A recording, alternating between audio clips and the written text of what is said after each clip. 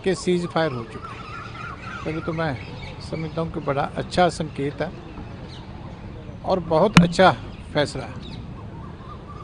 हम तो पहले ही श्रोमणी अकाली दल तो क्लियर कर चुका है कि हम देश की सरकार के साथ हैं, हिंदुस्तान की फ़ौज के साथ हैं, कि जो भी वो फैसला करते हैं इन हालात में उनके साथ खड़े।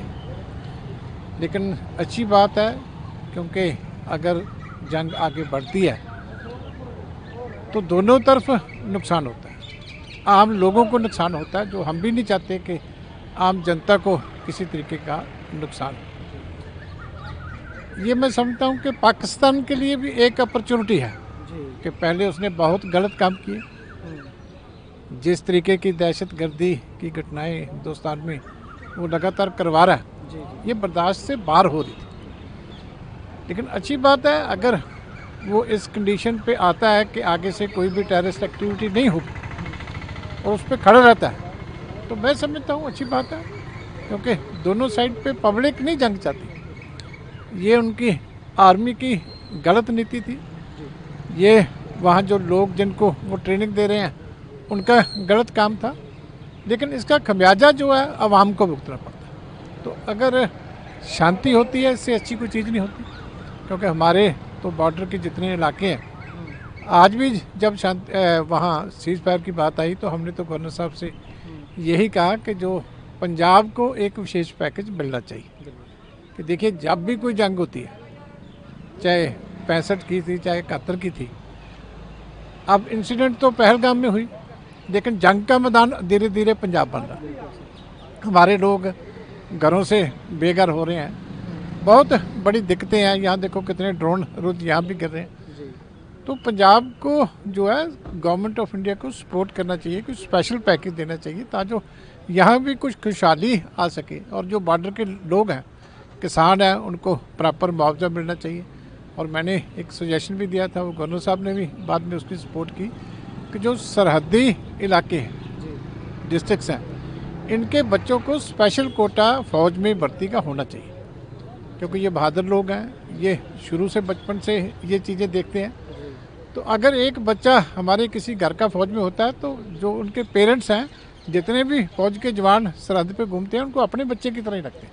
वैसे भी पंजाबी फ़ौज को बहुत प्यार करते हैं, लेकिन जब बच्चा भी फ़ौज में जाता है तो फिर एक और अटैचमेंट लोगों की बढ़ती है। जब वो रिटायर होकर घर आता है तो फिर एक एसेट है, सारी उम्र एक हमारी चौकी परमानेंट उस घर में बैठ जाती है, उस गांव में बैठ जाती है कि साहब का फौजी बैठा। तो ये गवर्नर साहब को भी अच्छा लगा, उन्होंने भी कहा कि कुछ ना कुछ होना चाहिए।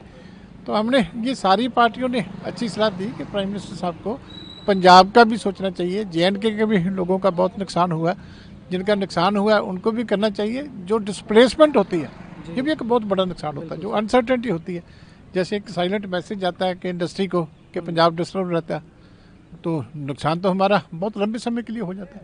तो उसी के साथ में कुछ ऐसी चीज़ें भी होनी चाहिए जो अट्रैक्टिव बनाए पंजाब को, कि यहाँ का जो इकोनॉमिक एक्टिविटी है स्टेट की, उसको भी बूस्ट मिले। सर, पाकिस्तान अपने चैनल्स पे फैला रहे हैं, मीडिया के थ्रू, सोशल मीडिया पे भी, कि जो इंडियन आर्मी ने अटैक किया वो आतंकवादियों के अड्डे नहीं थे, वो हमारे मस्जिद थे, हमारे गुरुद्वारे थे। और पुंछ में या जम्मू कश्मीर के कुछ एरियाज़ में अगर बात करें तो जो गुरुद्वारे पे अटैक हुए वो इंडिया ने खुद ही करवाए। ये एक उनकी जो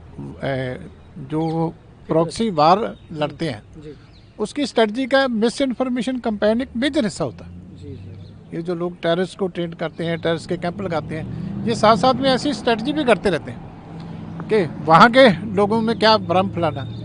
तो सिख कौम जो है हमेशा देश के साथ खड़ी है, बहुत बड़ी हमारी कुर्बानियाँ हैं आज़ादी के लिए पिछली जंगों में। तो हमारे लोग तो समझते हैं। ये दरबार साहब के बारे में भी कई तरह की वीडियो इनके अफसर डालते हैं। जो अटैक तो तुमने खुद किया पुंछ में, गुरुद्वारा साहब में, हमारे सिख भाई भी वहाँ जो है शहीद हुए। लेकिन प्रचार इस तरीके से करने की कोशिश कर रहे हैं कि जैसे हिंदुस्तान की आर्मी करे। तो हिंदुस्तान में आर्मी में ये चीज़ें नहीं होती, बड़ी प्रोफेशनल फोर्स है हमारी। लेकिन ये इनका जो मिस इन्फॉर्मेशन कैंपेन है, इनका काम ही है इन चीज़ों से हमारे लोगों को अवेयर होना है कि जो भी कोई ऐसी बात आती है उसको आगे ना बेचें। ये चीज़ें रुकनी चाहिए, इनको करारा जो है तर्क से इनको जो है बताना चाहिए कि हम मूर्ख नहीं हैं। हम आपकी स्ट्रेटजी समझते हैं कि आप पोलराइज करना चाहते हैं, लोगों को धर्मों के ऊपर लड़ाना चाहते हैं। ये हमारे देश के, हमारे पंजाब के लोग समझते हैं।